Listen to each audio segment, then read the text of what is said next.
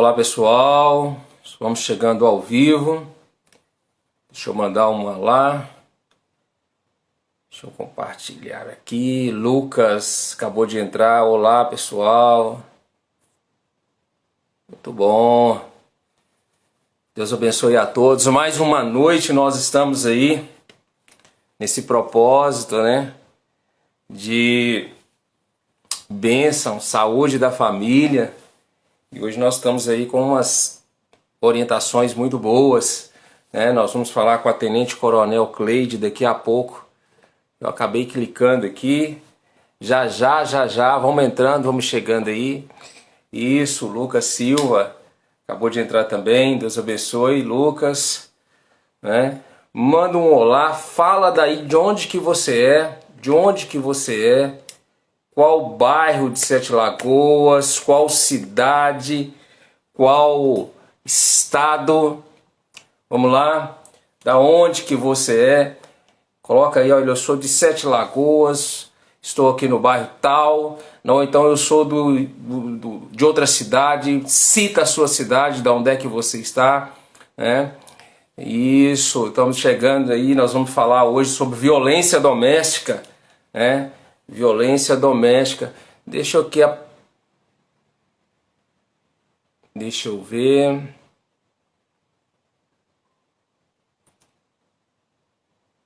Entrou, né? Virley Albano, estamos aguardando conexão aqui. Vamos chegando, pessoal. Olá, senhora. Ei, tudo Está me bom? ouvindo? Sim, Tudo bom com a muito bem. senhora? Tudo bem, graças a Prazer Deus. em conhecê-la.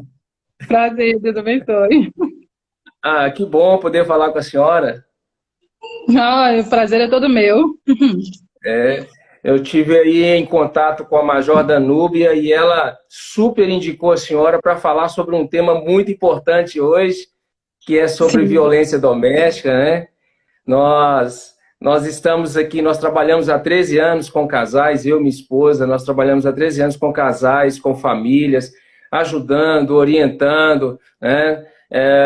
Há 11 anos eu sou pastor, aposentei das fileiras, né, da Polícia Militar o ano passado, faz 1 ano e 2 meses, parece, né? Mas, assim, graças a Deus, a gente já vem trabalhando há muito tempo com casais, com famílias, e nessa pandemia, onde a gente tem que ficar de quarentena, seguir toda a regra, né, para não adoecer, não pegar aí o Covid-19, eu tive que interromper um curso de Casados por Toda a Vida, e eu, orando ao Senhor, falei assim, poxa vida, e agora?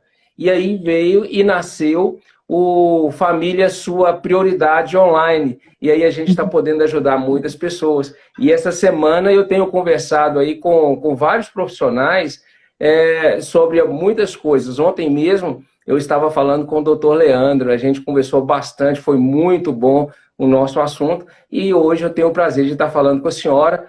De antemão, já agradeço a senhora por ter aceitado aí o nosso convite. eu agradeço o convite, né? Eu que agradeço. A Danube é uma gracinha, uma profissional fora de série, né? E nós estamos aqui para poder tentar colaborar naquilo que for possível. Ah, que bom, hein? Bom, senhora, o pessoal está entrando, mas deixa eu só dar uma dica para quem está entrando agora, só um minutinho. Pessoal, você que está chegando agora, entrou agora nessa live, nós ainda não começamos sobre o tema, mas olha aí no cantinho do seu celular, vai ter esse desenho, no cantinho do seu celular tem esse desenho, que é o desenho onde você vai compartilhar essa live com mais pessoas. Então, você clicando nesse desenho, no cantinho inferior aí do seu aparelho celular, vai aparecer lá vários ícones onde você pode compartilhar. Clica lá no azulzinho, compartilha com as pessoas. Mas primeiro você compartilha nesse desenho e depois vai lá nos seus contatos e manda essa live aí para várias pessoas. Bom, comandante, eu gostaria de fazer a primeira pergunta para a senhora, já que a gente já está interagindo aqui pela rede social. Nós sabemos que a senhora hoje ocupa um dos postos mais altos aí das fileiras da Polícia Militar. E, com todo o respeito, né, nós já sabemos que a senhora é tenente-coronel, mas, além disso, com todo respeito, quem é a Cleide hoje e o que ela prioriza? Sim, hoje a Cleide, ela é uma mulher casada, né? Tem um filho de 12 anos de idade. Dentro da instituição, eu já tenho 23 anos de polícia militar. Sou filha de um sargento da reserva. Meu pai foi 15 anos soldado, 15 anos cabo na polícia militar, reformou como terceiro sargento. Eu tive a oportunidade de trabalhar por alguns anos com ele no 13º Batalhão.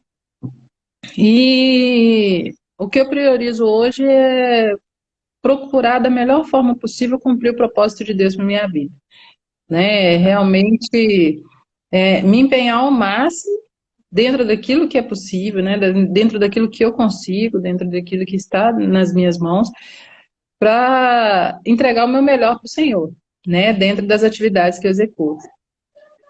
Ah, isso é muito bom. Glória a Deus por isso. Que bom saber disso. Comandante, violência doméstica. Nós hoje, o assunto nosso é falar sobre ajudar as famílias, né? Ajudar os maridos, ajudar as esposas. Essa semana a gente está com esse vínculo aí de ajudar as pessoas e trazendo através de uma orientação. E aí veio a situação sobre violência doméstica. É verdade que por causa da pandemia, por causa de as pessoas estar mais em casa, mais presentes, os maridos, a esposa em maior contato um com o outro, a violência doméstica, é verdade que ela tem aumentado? O que a senhora pode nos esclarecer sobre isso? Sim, nos meses de maio e junho houve um aumento do número de registros de ocorrências de violência doméstica. E quando nós puxamos as estatísticas dos anos anteriores, no momento em que nós verificamos o horário em que há a solicitação, em que há o registro dessas ocorrências, nós verificamos sim, que esses registros acontecem mais aos finais de semana e depois das 17 horas, que é justamente o momento em que as esposas ou os maridos, eles estão retornando para casa e aí retomam essa questão da convivência.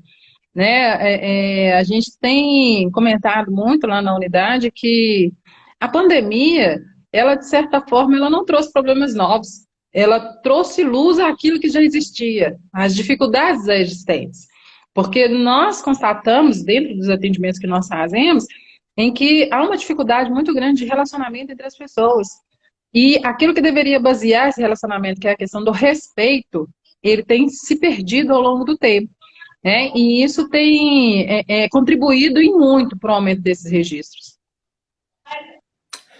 Pois é, a senhora falou uma coisa interessante. Esses dias também a gente estava conversando justamente sobre isso, que o aumento da violência, né, doméstica é devido, não foi por causa realmente da pandemia, mas só apontou o que já estava antes, esse distanciamento entre marido e esposa, entre família, isso já havia antes do fator pandêmico, né, da pandemia, já havia esse distanciamento antes. Na verdade, estava só uma máscara por trás de tudo isso, né? Mas eu percebo que as pessoas andam muito irritadas, muito nervosas, não têm paciência, principalmente dentro de casa.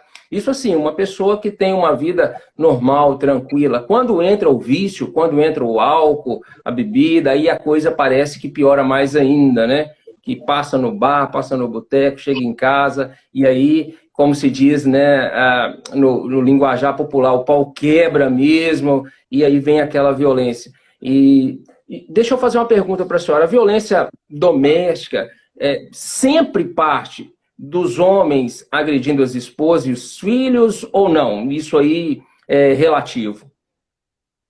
Bom, a maior parte dos casos que nós atendemos, o histórico é de agressão partindo dos maridos, né? Partindo dos maridos. A questão da violência doméstica, ela é uma construção. E a gente sempre comenta que ela está muito ligada a uma questão cultural, a uma questão educacional. Então, o homem, alguns, né, eles crescem com essa mentalidade de que a partir do momento que ele se casou, ele tem a posse sobre a mulher. Né? E é até uma visão deturpada, e a gente sempre fala isso na oportunidade que a gente tem de conversar, principalmente com as pessoas que são cristãs, que há uma interpretação deturpada do que diz a Bíblia. né? Então, assim, olha, ela é a minha mulher, eu posso fazer com ela o que eu quiser, né? Mas esquece do princípio que o Senhor deixou para nós, que o homem deve amar a esposa como Cristo amou a igreja. Então, o que a gente vê muitas vezes é que o homem, ele se vê numa posição de provedor, então o fato dele trabalhar e colocar comida dentro de casa, ó, já tá ok, eu já fiz aquilo que era suficiente, o restante é com a mulher, né? E não há um diálogo, não há uma conversa, não há um estabelecimento de meta, não há uma construção em conjunto, e ele se sente livre para ele poder fazer o que ele quiser, porque a meta dele ele já cumpriu, né? A obrigação dele ele já cumpriu, o que ele tinha que colocar dentro de casa ele já colocou.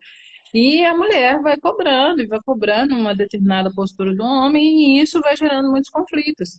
Vai gerando muitos conflitos. E essa ideia de posse, ela não pode ser como se fosse, no momento em que casou, foi assinado um atestado de propriedade e a mulher é do marido agora, né? E ele pode dispor dela, como ele dispõe de um carro, como ele dispõe de um imóvel, da forma como ele bem quiser. Não, ele precisa entender que o relacionamento ele é pautado pelo respeito, né? Que ele precisa tratá-la da mesma forma como ele gostaria de tratar. É claro que há algumas exceções, né? Alguns casos em que a gente atende, a gente verifica que, na verdade, a mulher é que é a agressora, né? Nós já tivemos casos assim, em que o homem era vítima de violência doméstica, mas predominantemente, né? Predominantemente. O companheiro, o maior número de casos que a gente tem é com companheiros e ex-companheiros, é que cometem esses atos de violência contra a mulher. E a gente fala que é uma construção, né, que é um ciclo que ele vai rodando ali dentro do relacionamento e ele vai se prolongando se ninguém intervir, se não for adotada uma medida imediata, porque começa justamente com essas agressões por palavras. Então, o marido ele é agressivo no momento em que ele fala, ele tenta diminuir a mulher de tudo quanto é jeito. Então, ao invés de elogiar, que é o que a gente aprende, né, nos cursos de casais, assim, olha, você tá gorda demais, você tá feia demais, seu cabelo é muito crespo, seu cabelo é muito liso. E aí o agressor ele vai desconstruindo a imagem da mulher até o ponto em que ela não consegue mais se imaginar como pessoa se ela não estiver do lado dele, se ela não estiver junto com ele. Então, se ela não estiver junto com ele, para ela, na mente dela, ela não é ninguém, porque ela só tem voz se ele estiver do lado dela. E algumas estratégias que alguns agressores utilizam também para manter esse isolamento das mulheres é afastá-las do trabalho. Mulher minha não trabalha, né? Então ele afasta a mulher do trabalho, ele afasta da família. Olha, essa família sua não presta, eu não quero que você faça contato com elas. Ou seja, ele está ali sob o domínio dela o tempo todo. Então ela não tem a quem recorrer, ela não tem com quem conversar, ela não tem com quem externar tudo aquilo que ela está vivendo. E ela passa a achar que não tem mais saída, né? E que ela passa a acreditar que aquilo que a vida reservou para ela é só aquilo ali. Porque muitos viram para elas e falam assim, olha, você acha que você vai achar alguém? Você está achando que você vai achar alguém? Né? Você está pegando boi que eu tô com você? Porque se você me largar, ninguém mais vai pegar você. Ninguém mais vai querer ficar com você. Né? E entra o complicador que você falou, que é dos filhos. A mulher, por medo de ver, às vezes, o marido ser preso na frente dos filhos, né, dele ter que ir para a cadeia, dela ter que visitar ele lá, o irmão, um jeito dos meninos entrarem em contato, ela se anula. Ela prefere viver naquela situação do que ter que desconstruir a imagem do pai para os filhos, porque nem todo marido agressor, ele estende essa violência para os filhos. Ele estende essa violência para os filhos. Às vezes ele se limita também à mulher. Olha, tanta coisa interessante que a senhora está compartilhando com a gente aí. Tanta coisa. Então, na verdade, a violência doméstica, ela antes do ato em si, né, da ação de ter que agredir fisicamente, vem a agressão que vai desconstruindo a mulher como ser humano, como indivíduo, e fazendo dela totalmente dependente, garrada nele. Ou seja, se ele morreu, se ele largar, ela não vai prestar para mais nada, ela não vale mais nada, ela vai viver à míngua e aí ela tem que morrer mesmo. Então, há uma desconstrução do psicológico primeiro, que com certeza passa pelo emocional, vem aí uma barganha aí de filhos, e então aí o próximo passo, depois dessa desconstrução, pode ser então a agressão física. É isso? Sim. Sim, a agressão física. Então, quando a gente fala sobre violência doméstica, muitas pessoas só imaginam alguém com algum tipo de lesão, né? Aham. Alguém com algum tipo de lesão, ou no caso, o extremo do feminicídio. Mas a violência doméstica, ela não começa muitas vezes pela agressão física. Ela passa por outros tipos de agressão em que eu comparo muito com criança, né? Você tem um sofá perto da janela e seu filho está ali brincando. Aí ele sobe no sofá e você fala assim, menino, não pode ficar aí, desce. Né? Não desce, não pode. Aí você vira as costas, ele vai e sobe de novo. E ele vai subindo e vai olhando com o canto do olho para poder verificar se você está vendo ou não. Né? E aí, na hora que ele termina de subir, desce daí. Então, é a gente que vai dando limite. Né? Nós que Vai precisamos dar limite permitindo. para os filhos e a esposa, né, a companheira, nesse caso, a namorada, nós temos muitos casos de namorada, e a Lei Maria da Penha abarca também o namoro, né? No início, olha, levantou a voz, falou, peraí, ué, não é desse jeito que você conversa comigo, não. Né? Quer dizer, onde que está baseado o nosso relacionamento? Então, isso precisa ser quebrado no início para que não evolua para algo mais grave. E nós já atendemos casos de mulheres que foram casadas durante 40, 50 anos e foram agredidas a vida inteira, né? Elas foram maltratadas a vida inteira. Os filhos dela foram todos resultado de estupro.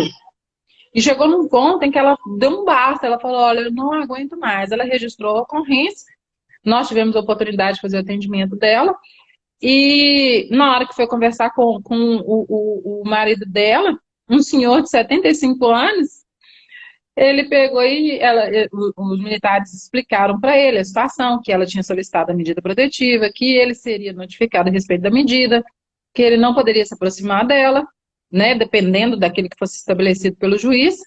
Aí ele pegou e falou assim, ai, mas quem que vai lavar para mim? Quem que vai fazer minha comida? Né? Então, assim, o relacionamento estava baseado naquilo que ela servia ele de alguma forma, né? Não ela lavar, passar, cozinhar. Então, ela era uma empregada dentro da casa que ele utilizava quando ele achava necessário, né? Então, quando a gente está trabalhando com violência doméstica, a gente fala que lá a patrulha de prevenção à violência doméstica, ela não tem como missão unir os casais e nem mesmo separá-los. O nosso objetivo é quebrar o ciclo da violência. Por que a gente fala que é um ciclo? Porque ele começa com um momento de tensão. Né? Então, ele começa com um momento de tensão que a mulher ela começa a imaginar assim, olha, o que eu vou fazer para ele não ficar nervoso? O que eu posso fazer para ele não ficar nervoso? E aí o companheiro chega, o marido chega, e ela fica apavorada, sem saber o que fazer, mas ela não consegue entender que qualquer coisa que ela fizer vai ser motivo para ela ser agredida. Ou se ela deixar de fazer também, vai ser motivo para ela ser agredida. E aí vem o momento da explosão da violência, que pode ser física ou não. E logo depois que há a explosão da violência, ele imediatamente ele se arrepende. Aí ele se arrepende e fala assim, oh meu Deus do céu, o que eu fui, o que eu fiz? Né? Então, se ele for uma pessoa que é muquirana, que não gosta de gastar dinheiro, ele vai lá, compra um buquê de rosas, ele compra uma caixa de bombom, ele faz algum agrado que ela gosta e fala assim, olha, me perdoa, por favor, eu não vou fazer isso novamente, esse foi um lapso meu, foi num momento de raiva, mas eu te prometo que eu não vou fazer isso de novo.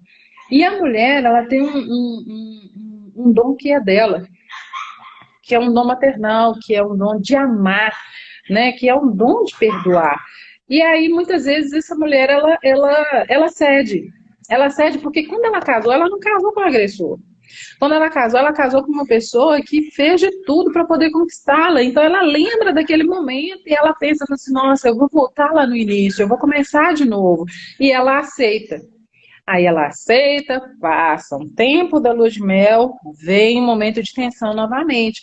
E a pessoa fica vivendo nesse ciclo, que não tem fim, enquanto ela não tiver consciência de que ela precisa dar um basta. Ou ele realinha a conduta dele e muda a forma dele de estabelecer esse relacionamento, ou ele vai caçar outro rumo, né? Ele vai caçar outro rumo, ele vai tentar reconstruir a vida dele de outra forma, porque o relacionamento ele não pode estar baseado desse jeito. Ele não pode estar baseado de forma em que um se sobrepõe sobre o outro, fazendo com que ele fique o tempo todo subjugado, né? E quando a gente fala isso, não é com essa militância, muitas vezes, de falar o feminismo, o liberalismo feminino, a mulher com poder, que não sei o quê, que não sei o quê e tal. Porque esse discurso é um discurso que é ofensivo, né? É um discurso que é ofensivo. Porque fica parecendo assim, que as mulheres querem fazer com os homens a mesma coisa que os homens fazem com elas. Então, é um negócio assim. E não é isso, né? Não é isso. Nós precisamos entender que um relacionamento ele é construído pelos dois. Os dois têm as suas funções, os dois têm aquilo que é devido a eles para que esse relacionamento continue, para que ele perdure, e os dois têm que ter consciência disso, né? Nós já tivemos casos que a sargento que trabalha com a gente, ela foi contar o caso para a gente e ela ficou muito nervosa, porque ela foi tentar conversar com o marido da vítima e ele turrão, e ele não conversava com a mulher. Não conversar com a mulher, porque ele acha que a mulher não deveria entrar no assunto. Então ela conversava só com o militar, ele conversava só com o militar. E aí eles foram vendo o jeito dele, esse jeito mesmo. Olha, ela é a minha mulher, eu faço com ela o que eu quiser, eu trato ela do jeito que eu quiser, porque eu sou superior a ela. E eles foram fazendo acompanhamento, foram conversando com ele, foram conversando com ele, foram conversando com ele. Quando acabou o acompanhamento, segundo eles, ele chorou. Né? Ele chorou e agradeceu a eles e falou assim, olha, a minha vida mudou. A minha vida mudou.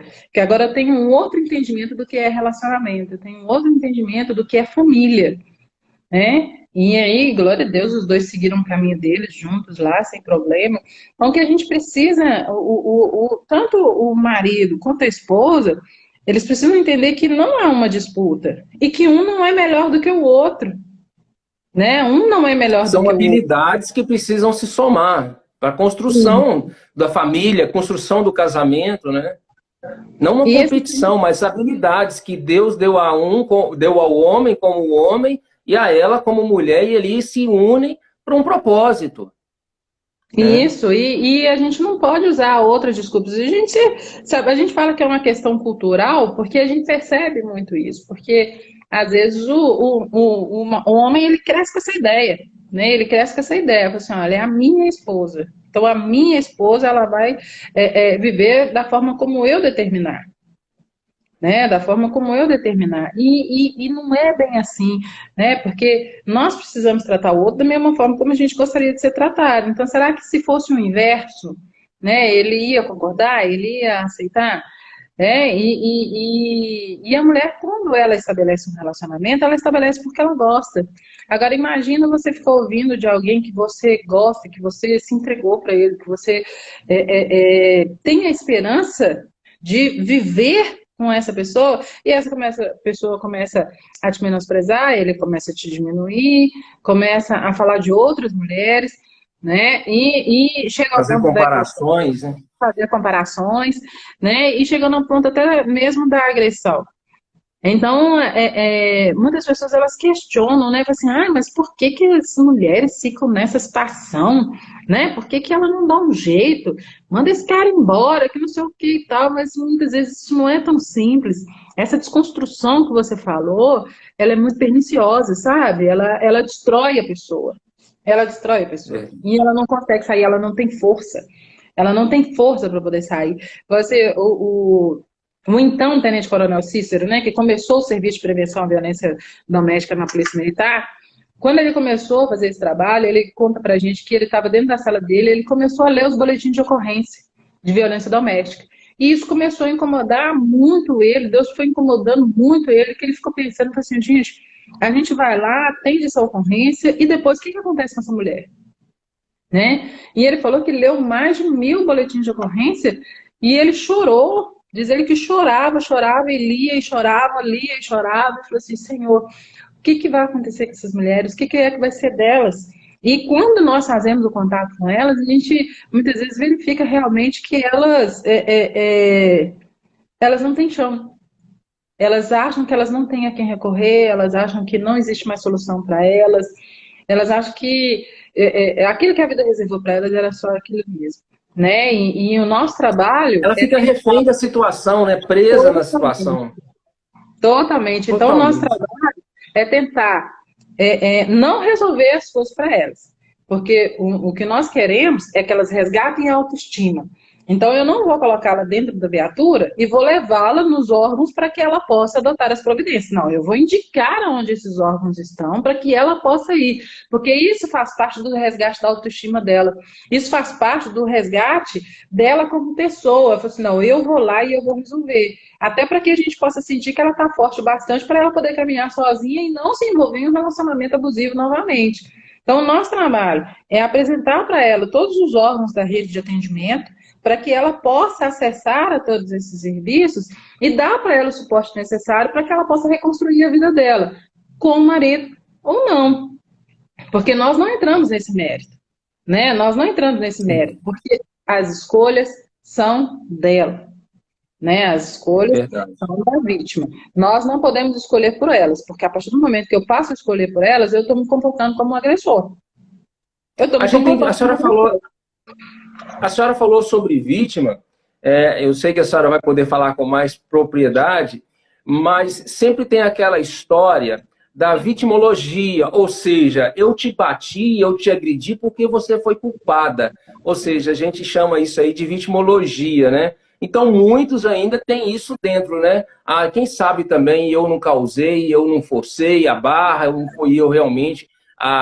Eu apanhei, mas fui eu que causei isso tudo aí. Não é isso? É muito triste isso, porque o agressor, ele incute isso na cabeça da vítima. É por isso que nesse momento de tensão, ela fica pensando assim, não, eu vou fazer a comida rapidinho, vou deixar tudo arrumado aqui, para na hora que ele chegar, ele ficar tranquilo. Né? Não, eu vou arrumar a casa, eu vou deixar os meninos dentro do quarto, vou falar com eles para poder ficar... É tudo eu, sabe? Eu. Por quê? Porque ela acha que a responsabilidade pela agressão é dela. Né? E ele muitas vezes fala isso pra ela. Assim, eu te bati porque você me respondeu mal, eu te bati porque eu não gostei dessa roupa que você vestiu, eu te bati porque você não me deixou mexer no seu celular. Né? Eu te bati por quê? Né? Eu te bati por quê? Eu te bati por quê? Mas o porquê é sempre uma acusação contra ela. E ela passa a achar que é isso mesmo. Né? Ela passa a achar que é isso mesmo. Assim, olha, a culpa é minha, foi eu que provoquei. O que impede muitas vezes a vítima de procurar ajuda é um medo da condenação pela própria família. Porque às vezes a família já viu que o cara não era boa coisa. Aí falou com ela, falou assim, não relaciona com ele. Cuidado com esse camarada, que não sei o que tá. Ela bate o pé e vai. Aí dá o problema. Aí começam as agressões. Ela fica refém da situação porque ela não quer procurar a família, porque ela sabe que a família vai apontar o dedo para ela e vai falar com ela assim, tá vendo? Eu te avisei. Né? Eu te avisei. Eu já fui numa ocorrência em que a mãe da vítima estava falando isso com ela. Eu te falei que esse cara não prestava, que não sei o que e tal. Eu chamei ela num canto e falei assim, minha senhora, a senhora sabia que boa parte das vítimas de violência doméstica, elas não pedem ajuda justamente por medo disso? O problema já está instalado. Então não adianta mais ficar falando, né, eu te avisei, eu te falei, que não sei o que, não sei o que. Não, você precisa resolver daqui para frente. O que passou, já passou, né? Então não aponta o dedo, né? Esteja próximo, ajuda, faça alguma coisa para que essa pessoa possa se levantar. E isso dificulta muito as vítimas pedirem ajuda. É o medo da condenação da pessoa, né? Às vezes muitos pais, muitas mães, né, quando a filha casa e tem esse histórico que o marido bate e essa filha vai procurar o pai e a mãe, em vez de abraçar, tentar ajudar de alguma forma, muito pelo contrário, tá fazendo com que ela apanhe mais, joga ela mais para lá e não quer nem saber, você casou, você se vira, a vida é sua, o problema é seu, não é meu, toma conta de você e tal, tal. Isso só agrava, só piora a situação, porque eu penso o seguinte, se o pai e a mãe rejeita a filha nessa situação que está sendo agredida pelo marido, isso dá força ao marido para continuar batendo nela, porque até o pai e a mãe rejeita, não é isso? Se eles não apoiam, aí é que ela fica sem saída mesmo, né? Ela fica sem saída mesmo. E eu acho assim, a sua iniciativa, ela é excelente, ela é maravilhosa, porque lá na unidade nós verificamos algumas situações de mulheres que estão dentro da igreja, que estão sofrendo agressão e que foram aconselhadas por integrantes da igreja a deixar para lá, né? A deixar para lá, não tomar nenhuma atitude. E aí ela chega num ponto que ela passa do limite dela, ela registra um boletim de ocorrência. A nossa seleção é de acordo com a gravidade ou a reincidência. Então, pela gravidade da ocorrência, essa ocorrência ela é selecionada, nós vamos até essa vítima e ela vira e fala assim, não, eu não vou tomar nenhuma atitude contra ele, não, porque a minha religião não permite. Né? A minha religião não permite, eu não quero atendimento da polícia militar, eu não vou procurar nada, vocês podem ficar tranquilos, que aqui eu mesmo vou resolver, né? Então, não é isso que a palavra de Deus fala, né? É, Não é não. isso que a palavra de Foi, Deus fala.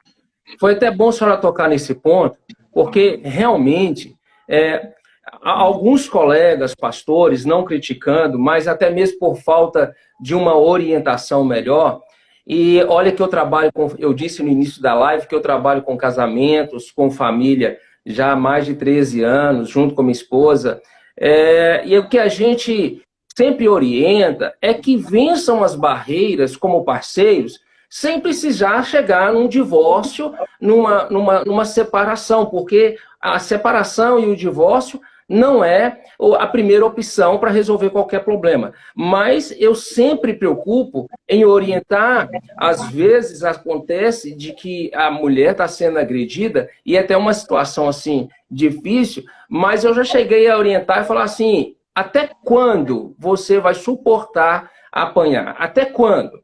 Então, quer dizer, como pastor, essa palavra, esse direcionamento, fala assim, até quando? Não estou incentivando o divórcio, não estou incentivando a separação, mas eu estou incentivando a uma decisão que vai manter você viva, para que isso não agrave e isso venha se tornar um feminicídio, né? A gente vai falar um pouquinho sobre isso. Então, eu tenho orientado, mas infelizmente, alguns outros colegas não tem a mesma, não dá a mesma orientação, mas não infelizmente, ainda existe esse tabu. Né? É porque o relacionamento ele tem que estar baseado no respeito. A partir do momento que perdeu esse Respeito. respeito, aí as coisas elas ficam mais difíceis. E realmente o divórcio ele não é do Senhor. Ele não é do Senhor. Mas isso que você faz é extremamente importante, que é colocar as decisões na mão dela. Né? Porque não adianta, a pessoa vem te pedir um conselho, e aí você fala com ela, senhora, faz isso, isso, isso. Se ela não internalizar que ela precisa tomar essa decisão, e que essa decisão precisa vir do coração dela, ela vai ficar eternamente dependente. Né? Ela fica dependente do marido, ou então dependente de uma outra pessoa que não é o marido, ou seja, eu faço o que eu estou te mandando, não importa as consequências. Não, ela tem que pesar as consequências, ela é uma pessoa que ela tem que tomar as decisões melhores para a vida dela, né? É isso mesmo, né? Por isso que a gente fala na questão do resgate da autoestima, desse poder de decisão. Porque dentro do nosso trabalho, o que a gente quer é que ela tenha autonomia suficiente dela falar assim, olha, eu gosto de vermelho, eu não gosto de vermelho. Eu gosto da cor preta, eu não gosto da cor preta. Então, dela ter essa autoridade, essa autonomia, dela determinar aquilo que ela gosta, aquilo que ela não gosta, e ela externar isso. E ela falou, olha, eu não gostei dessa forma como você me tratou, né? Porque a partir do momento que a gente passa a tomar as decisões por ela continua fragilizada emocionalmente, e ela continua apegada em alguma coisa. Então, se ela não estiver apegada com a agressora, ela vai estar apegada à patrulha de prevenção à violência doméstica que está atendendo, ou ao amigo que está junto, mas em um momento em que nenhum desses estiverem disponíveis, ou o pastor da igreja, o líder da igreja, Mas em um momento em que nenhuma dessas pessoas estiverem disponíveis, né? O que é que vai acontecer? Qual que é a decisão que ela vai adotar? Então, essa autonomia, esse poder de decisão é o que a gente precisa dela. Ela precisa tomar essa atitude, ela precisa dar um basta, e ela precisa falar assim, olha, isso aqui eu não aceito mais, né? Para que ela não venha É. a continuar sofrendo. Coronel, deixa eu perguntar à senhora aqui. E a questão da. Fala um pouquinho aí para a gente sobre a Lei Maria da Penha. Né? A Lei Maria da Penha é só para mulher, é homem também? Como é que é esse negócio? Dá para a senhora falar aí com a gente sobre isso? A Lei Maria da Penha, ela é apenas para mulheres, em que pese nós temos já decisões estendendo a Lei Maria da Penha para os travestis e os transexuais, né? Então, ela afeta apenas as mulheres. Nós temos aqui em Belo Horizonte um juiz que ele já aplicou a Lei Maria da Penha no caso dos homens, né? Mas não é uma unanimidade, porque ela vem trazendo o termo mulher, né? E a Lei Maria da Penha, ela tem como objetivo proteger a mulher dentro de uma relação que muitas vezes ela é o ponto mais fraco, né? Ela é o ponto mais frágil, né? A própria palavra fala disso, né? Que a mulher, ela é o lado mais frágil. Vaza. Né? E para poder estabelecer também as regras dentro desses relacionamentos. Infelizmente, regras que foram quebradas ao longo do tempo. Muitas pessoas perguntam assim, mas... E já teve até uma ação direta de inconstitucionalidade em cima da Lei Maria da Penha, falando que ela estava fazendo uma diferença entre homens e mulheres. Né? Então, por que você tem uma lei só para mulher?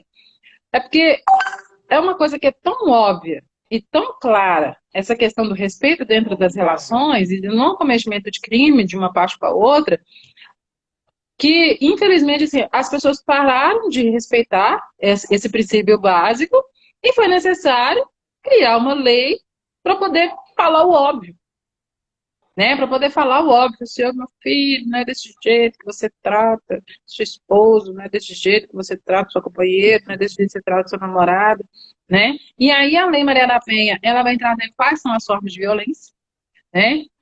Então, dentro você tem a violência psicológica, você tem a violência moral, você tem a violência física, você tem a violência patrimonial, porque muitas vezes elas não entendem, eles não entendem a violência patrimonial. Por exemplo, se a mulher ela tem o celular dela, aí ele falou assim, desbloqueia esse celular que eu quero ver o que é que tem ali. Que ele não pode fazer isso, né? Ou toma o celular dela, joga no chão e quebra. Aí, isso dentro da instituição mesmo, né? Às vezes tem militar que vira e fala assim, não, mas ele quebrou o celular, mas foi ele que deu para ela, ele pagou com o dinheiro dele, ou ele quebrou a casa dele. Não, ele quebrou a casa dele, a casa dos dois, ele poderia, isso é crime de dano, isso é violência patrimonial, né? E você tem também a violência sexual, porque existe estupro dentro do casamento, né? Essa vítima mesmo que nós atendemos, ela falou assim, olha, todos os meus filhos foram em virtude de estupro, porque às vezes o homem ele não é ensinado nessa questão da conquista, né? De chegar, de conversar. Então, para ele, assim, ele foi criado dessa forma e ele entende que é desse jeito e ele, assim, ele age. E ele estabelece, né, a lei estabelece esses tipos de violência, fala em qual âmbito que essa violência ocorre, que é no âmbito familiar, no âmbito doméstico, ou dentro das relações de afeto. Então, namorou durante um mês, namorou durante uma semana, já dá a lei da penha, né, conviveu, assim, e esse relacionamento não existe coabitação, não precisa das pessoas terem morado juntas, não. O fato delas, de um namorar com o outro, cada um na sua casa, a Lei Maria da Penha, ela vai abarcar também. E vem trazendo as medidas protetivas que podem ser concedidas pelo judiciário. A solicitação de medida protetiva não está atrelada diretamente à representação contra o agressor na delegacia. Então, muitas vítimas, elas falam assim, olha, eu não quero que ele responda o processo, isso quando o crime é de ação condicionada à representação de ação privada, né? Aí você, eu não quero representar ele na delegacia, eu não quero que ele responda o processo, olha, não tem nada a ver. Uma coisa é a solicitação de medida protetiva. Outra coisa é ele responder o processo na justiça, quando o crime é de ação pública condicionada ou de ação privada, né? Então, a mulher, ela pode pedir a medida protetiva e não necessariamente representar contra o agressor, né? E essa medida protetiva, ela pode ser de não conversar, a gente já viu de não conversar, mas pode ser de não se aproximar, né, de não ter nenhum contato com familiares da vítima. Então, são vários tipos de medida protetiva que podem ser concedidas. Então, a lei ela vem trazendo todos esses aspectos para poder garantir a integridade física da mulher. Né? O que só tá, Não além de pode só falar. estar falando isso aí, além de só estar falando isso aí, uma coisa interessante aí que, inclusive, eu não sabia, a que a senhora falou que já houve jurisprudência de que essa Lei Maria da Penha também atingisse, né, alcançasse aí os homossexuais e transexuais. É sério isso? Isso já aconteceu, isso? Isso, os travestis e os transexuais. Já tem decisão Essa nesse aí, sentido. essa aí é nova, eu não sabia, estou sabendo agora. Mas então, a senhora falou que a Lei Maria da Penha é para o ambiente, é contra a mulher. Isso quer dizer que não é só o homem que bate na mulher, mas a filha que bate na mãe, a mãe que espanca a filha, a mulher a irmã que bate na irmã e tal, também o autor, a autora, né, pode ser enquadrada na Lei Maria da Penha, é isso mesmo? Sim, é muito comum de nós verificarmos registros de filhos que batem na mãe, principalmente quando está relacionada à droga, né, a questão do vício, ou batem nas mães ou nas avós. Esses casos são bem comuns, né, eles ocorrem sim. Então, é a mulher vítima. É a mulher vítima, a mulher mãe, a mulher avó, a mulher esposa, a mulher irmã, tendo a mulher como vítima dentro das relações familiares, dentro do ambiente do ambiente familiar, e nas relações íntimas de afeto, Maria da Penha, a Lei Maria da Penha, ela se aplica. Comandante, eu vi uma frase, não sei se eu estou atualizado, se eu estou correto, femicídio e feminicídio, existe essa diferença? Não, os termos, eles são sinônimos. Eu também, outro dia, eu vi esse femicídio, eu achei que estava escrito errado. Eu falei assim, Eu achei estranho, femicídio. eu achei estranho também. Eu falei assim, não, mas é a mesma coisa mesmo. Aí a gente foi procurar, estava com uma colega minha, né, que a gente trabalha junto, a Bruna, e aí nós vamos pesquisar para poder verificar, assim, não, será que isso aqui está certo? Assim, não, tá certo, é isso mesmo. O feminicídio, há uma diferença, né, do homicídio. Eu não sei se eu estou correto, a senhora vai me ajudar na minha compreensão. Mas, a grosso modo, para que quem está assistindo entenda o que a gente está falando, o feminicídio, na verdade, é um homicídio avisado. Ou seja, o marido bate, tem essa desconstrução que a gente acabou de falar, e tal, ela apanha e deixa para lá, ela não procura o recurso, ela não procura ajuda, ela, como se diz, ela perdoa e apanha de novo, chega um dia que ele já de tanto agredir, de bater nela, ele acaba matando ela. Seria algo assim, de uma forma bem direta para a gente explicar a diferença de homicídio e feminicídio? O feminicídio, então, seria um homicídio avisado depois de uma sucessão de agressões, é isso? Às vezes não necessariamente, né? Porque o crime previsto pelo Código Penal inicialmente é o homicídio. O homicídio é matar alguém. Então, esse matar Sim. alguém era de forma genérica, né? Poderia ser homem, poderia ser mulher, independentemente da vítima. E aí, a lei do feminicídio, ela trouxe uma qualificadora para o crime de homicídio. Então, por isso que, às vezes, quando nós vamos registrar a ocorrência, nós não registramos a ocorrência de feminicídio. O feminicídio, ele só é constatado após a investigação da Polícia Civil. Então, se perguntar, às vezes, para a Polícia Militar, olha, qual que é a estatística do feminicídio, a Polícia Militar, ela vai divulgar a estatística que foi passada pela Polícia Civil, porque a constatação do crime de feminicídio ou não vem através do inquérito. Então, o feminicídio é matar a mulher por ela ser mulher, então pelo desprezo dela ser mulher, ou dentro do contexto da violência doméstica. Então, às vezes a pessoa ela não conhece a outra, mas ela vai assim, isso aí é mulher, não serve pra nada não sei o que e tal, arruma uma confusão lá e acaba matando essa mulher por desprezo dela, por menosprezo, por achar que essa mulher, ela não é nada, né, que ela não tem valia nenhuma, e aí ele acaba cometendo esse crime de feminicídio, ou dentro do contexto da violência doméstica. E dentro do contexto da violência doméstica, não necessariamente podem ter havido agressões anteriores. Pode acontecer, né, de ela não querer ficar mais com o namorado. Ela falou assim, olha, eu já deu, eu acho que você não é a pessoa certa para mim, eu não quero continuar com você, você segue o seu caminho, busca outra pessoa. E ele, naquele sentimento de posse, ele não aceita. Você não, se você não for minha, você não vai ser de mais ninguém. Né? Se você não for minha, você não vai ser. E nós tivemos vários feminicídios nesse sentido. E aí, o que o agressor faz? Ele vai e cerca ela. Nós tivemos isso na área de Vida Nova, né? Na porta de uma escola. Poxa, a moça foi buscar as filhas na escola. E aí o rapaz foi lá e efetuou diversos disparos contra ela e efetuou um disparo contra si mesmo na porta dessa escola. Por quê? Porque ele não aceitava o fim do relacionamento. Né? Então, um outro motivo que nós temos também, além da progressividade da questão da violência, que começou com as agressões verbais e foi subindo de nível, até chegar, até culminar, né, no feminicídio mesmo, né, no ceifar da vida da vítima, mas também dentro dessa questão de não aceitar o fim do relacionamento. Se você não for minha, você não vai ser de mais ninguém. Então, quem você acha que você é para poder falar não comigo, para não querer ficar mais comigo, né? E aí o agressor ele acaba cometendo esse ato.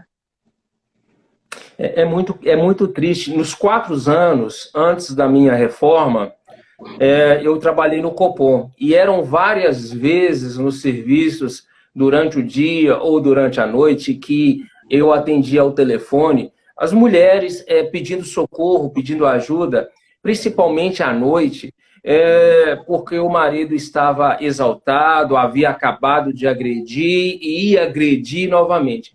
Aí eu falava, minha senhora, eu vou mandar a viatura, passa o endereço. Ela passava o endereço e eu falava assim, olha, a viatura vai chegar e vai chamar a senhora. Ela falava assim, pelo amor de Deus, não chama não. Mas como é que os policiais, os militares vão ajudar a senhora? Não, porque se eu abrir a porta aqui de casa para sair e atender os policiais, eu vou levar outro couro, ele vai me bater de novo, ele não vai deixar eu sair, ele vai tampar minha boca com a mão, vai me bater e tal, e tal. Então era uma situação muito complicada, ela às vezes no banheiro chorando, machucada, porque ele acabou de agredi-la. Às vezes, ao telefone, a gente ouvia os gritos, os berros dele, batendo, aquela confusão toda, e ela impossibilitada, mesmo que a polícia, a gente mandasse a viatura, né, a guarnição, para socorrê-la, mas ela não tinha coragem de abrir a porta da sala, muito menos deslocar até o portão de entrada e abrir o portão para que os militares pudessem lá executar o serviço, o trabalho e ajudá-la. Isso é muito sério, é muito complicado, não é, comandante? Sim, e o que acontece muito é que a rede de atendimento às mulheres, em algumas cidades, às vezes, ela não está bem fortalecida o suficiente para poder conscientizar as mulheres de que existem soluções para isso. Então, quando você vai atender uma ocorrência em que essa vítima, ela está, ou até mesmo, né, dentro no 190, assim, que ela está preocupada com essa questão de que, se eu abrir, ele vai aprontar comigo, ele vai para a delegacia, e ele vai voltar, e ele vai fazer, ele vai acontecer. Aqui em Belo Horizonte, nós temos dentro da rede de atendimento um trabalho junto à prefeitura de abrigamento dessas vítimas. Então, quando há um risco iminente para essas vítimas, elas ficam abrigadas até que a medida protetiva dela saia e até que ela tenha condições de retornar para casa. Né? Então, às vezes, o que falta muito nas pessoas é esse desconhecimento. E a gente vê, às vezes, né, algumas matérias que são veiculadas, isso faz com que essas mulheres elas continuem reféns. Porque fala assim, mas a fulana foi morta que ela tinha um monte de boletim de ocorrência, que não sei o quê, que não sei o quê, que não sei o quê, e fica reforçando essas coisas. Mas a maioria das vítimas que nós já atendemos, né, elas sequer tinham boletim de ocorrência registrado. Tem caso de vítima que morreu com medida protetiva? Tem, né? mas muitas, boa parcela das que foram vitimadas, elas não tinham a medida protetiva. E a medida protetiva, anteriormente, ela era vista como uma infração administrativa, né? Só que foi editada uma lei, foi publicada uma lei prevendo que o descumprimento de medida protetiva passou a ser crime. Né? Passou a ser crime. Então, eu peço a medida protetiva. Ele não pode se aproximar de mim a 100 metros. Aí ele está passando na porta da minha casa toda hora. Você, eu posso acionar uma viatura, a viatura vai chegar, vai efetuar a prisão dele e vai levar ele para a delegacia. Né? Então, a partir daquele momento que chegou lá, houve um descumprimento, o delegado já oficia o juiz e fala assim, olha, a medida protetiva que o senhor deu para ele lá, ele não está seguindo não, ele não está nem aí, né? E isso pode redundar, como já redundou aqui em Belo Horizonte, em decretação de prisão. Né? Então, o agressor fala assim, não, tá tudo tranquilo, tá sem problema, né? Eu passo aqui na hora que eu quiser, que ninguém vai me pegar. Assim, não, descumprimento de medida protetiva é crime, cabe prisão e condução para a delegacia. Informado o juiz, se esse descumprimento for reiterado, ele pode decretar a prisão do agressor. Então, essa ideia de que violência doméstica não dá nada, de que vai ficar por isso mesmo, essa ideia ela tá ficando no passado. Né? Ela está ficando cansada. Então, providências têm sido adotadas para poder dar suporte a essa mulher, para poder sair dessa situação de violência. Eu até confesso que a gente deveria ter uma ação comunicacional muito mais forte com relação a isso, sem viés ideológico, mas é realmente questão de fortalecimento da mulher, de ajuda a ela, para poder mostrar a todos os órgãos que estão à disposição para dar a ela esse suporte, para sair dessa situação de violência e até de reeducação dos agressores. Porque muitos com os quais nós tivemos contato, eles mudaram a forma deles de pensar. Né? Porque o contato que é feito pela Patrulha de Prevenção à Violência Doméstica não é só com a vítima, nós fazemos o contato com o agressor também. Então, nós fazemos contato com ele, explicamos o que é a Lei Maria da Penha, a gente fala sobre o ciclo da violência, a gente fala sobre as medidas protetivas, a gente fala que ele pode ser preso caso ele venha descumprir a medida protetiva. Então, nós conversamos muito com ele, né? Nós conversamos muito com ele. E, às vezes, na mente dele, ele acha que aquela forma de se comportar, aquela forma de tratar a esposa dele era a forma correta. E durante essa conversa, durante esse acompanhamento, a mente dele se abre e ele entende, assim, não, isso aqui está errado, realmente, eu não deveria ter agido dessa forma. Né? E a gente precisa fazer um trabalho muito forte com as vítimas, mas também com os agressores. Isso. Aqui, um erro que eu acho, eu não sei se a senhora tem a mesma opinião, mas eu acho um erro. Tem muitas mulheres que elas sofrem agressões e por se sentirem assim culpadas, elas acham que se arrumar mais um filho e engravidar novamente, vai satisfazer, vai alegrar o marido e ele não vai agredir a mais por causa de uma gravidez, por causa de um filho. Na verdade, no meu pensamento, minha forma de pensar, ela só está perpetuando um problema, criando um problema, porque gerar um filho, ter um filho é uma coisa muito séria para se livrar de uma agressão e colocar a responsabilidade numa gravidez como se fosse a solução do problema. Na verdade, não é a solução do problema. E por que eu estou dizendo isso? Porque tem muitas mulheres que acham que o marido vai mudar se ela engravidar de novo. Minha mãe sempre falava isso com a gente quando a gente era criança. Filho não prende ninguém. Filho não prende ninguém. Né? Assim, a mulher engravida achando que ela vai manter o marido perto dela ali pelo fato dela estar grávida. E uma coisa não tem nada a ver com a outra. Né? Um relacionamento, gente, assim, o casal, ele precisa estar bem maduro e tranquilo para ele poder trazer um filho. O filho é uma bênção. Né? Então, se você tem problemas não resolvidos dentro do relacionamento, como é que você vai pegar um terceiro indivíduo e colocar ali? Né? Como é que você vai fazer isso? Então, assim, precisa resolver esses problemas, né? Essa incompatibilidade de gêneros, né? Tem gente que gosta de falar isso, essa incompatibilidade de gêneros, e você precisa resolver essa situação para depois trazer um outro ser para dentro desse relacionamento. Porque a tendência é só agravar. E é um erro muito grande, né? Tem mulher que pensa assim, às vezes o marido bebe muito na época de namoro. Aí ele bebe e gosta de festa e gosta de não sei o que e tal. Aí ela imagina assim, não, quando casar ele muda. Não muda. Não mesmo. muda. Não muda, porque ninguém muda ninguém. A pessoa só muda se ela quiser. Ela só muda se ela quiser. Ela tem que propor isso no coração, ela tem que buscar de Deus essa direção e aí ela vai mudar. Então é uma falsa convicção que a mulher tem de que ela vai conseguir mudar o outro, assim, ela não vai conseguir, ele precisa querer, né? Ele precisa querer, e a gente precisa entender que Deus não arromba a porta de ninguém, como é que eu vou achar que eu vou arrombar a porta de alguém? Né? Como é que eu vou achar que eu vou arrombar a porta de alguém? A pessoa precisa querer, ela tem que querer e ela tem que buscar de Deus direção para ela poder mudar. Né? E não adianta achar que um filho, ou que, né, o fato de você sorrir para ele de vez em quando, isso vai fazer com que ele mude. Não, se ele não quiser mudar, ele não muda. A gente percebe que tem muitas famílias precisando de ajuda e eles, na verdade, muitas das vezes, alguns procuram, mas eu percebo que grande parte ainda tem um tabu de procurar ajuda, né? Como pastor, eu percebo as pessoas que precisam melhorar de vida, precisam melhorar os seus relacionamentos familiares, mas tem receio, tem um tabu de procurar, de conversar, né, de pedir ajuda. Isso é muito sério, isso é muito preocupante, porque, né, ficar protelando essa busca de ajuda só vai agravando, vai piorando a situação, né? Vai piorando.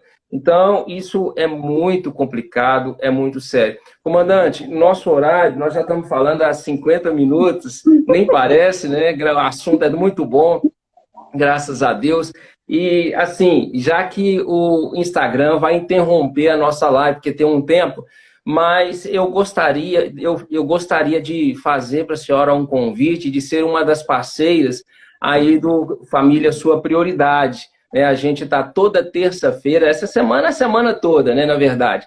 Mas a partir da semana que vem, toda terça-feira, às 20h15, a gente está falando, sempre pelo Facebook ou Instagram, a gente está falando sobre família, sobre áreas dentro do relacionamento familiar, do casamento, e seria muito importante a senhora ser uma das parceiras da gente aí desse programa, né, e nos abençoar, nos ajudar aí, de vez em quando dando uma força lá, dando uma opinião, se a gente precisar, a gente procurar uma informação, uma ajuda com a senhora, a gente vai ficar muito feliz, muito tranquila. E se a senhora também precisar, a senhora sendo essa parceira nossa, aí tem o viés, se precisar também, eu sei que na patrulha de prevenção, nos serviços aí, na família, né, muitas das vezes a gente sabe que é um conceito cultural, social, mas também é espiritual. E aí eu me disponho também, eu e minha esposa, a gente se dispõe também para algum conceito, né, espiritual do ser da pessoa, né? E eu agradeço pelo convite, né? E vamos permanecer firmes nessa luta, né? Família é a nossa base, né? A família nasceu no coração de Deus. E nós precisamos cuidar das famílias. Né? Nós precisamos restabelecer relacionamentos, nós precisamos restabelecer os laços que foram perdidos ao longo do tempo. Né? A pandemia ela tem mostrado muito isso, que as pessoas elas perderam o poder de se relacionar, né? De realmente entender o outro, de tolerar o outro, tolerar mesmo, né? De realmente saber expor sua opinião, ouvir a opinião do outro, mas a gente vai caminhando. A gente vai caminhando, nós estamos à disposição. A senhora gostaria de falar alguma palavra ainda para quem está nos assistindo? A senhora gostaria de falar alguma coisinha, alguma coisa ainda, a gente encerrando essa live, essa participação? Se a senhora quiser, pode falar. Não, eu gostaria de agradecer a oportunidade, né, e de convocar a todos para permanecerem firmes nessa luta. Né? Nós precisamos realmente fortalecer essas mulheres, nós precisamos mostrar para elas que existe uma solução. No Senhor sempre existe uma solução. Né? Sempre tem condições, sempre tem uma saída. A gente precisa estender a mão para poder ajudá-las a sair dessa situação. Ok. Meu muito obrigado, eu agradeço muito a senhora por ter atendido o nosso pedido. Eu fiquei muito grato, muito feliz que quando a gente estava conversando ali, mandando mensagens ali para o WhatsApp, eu fazendo o convite, a senhora ter aceitado. Agradeço também a Major Danúbia. Aí, faltando 25 segundos, Deus abençoe. Muito obrigado, viu? Até mais. Até. Tchau, pessoal.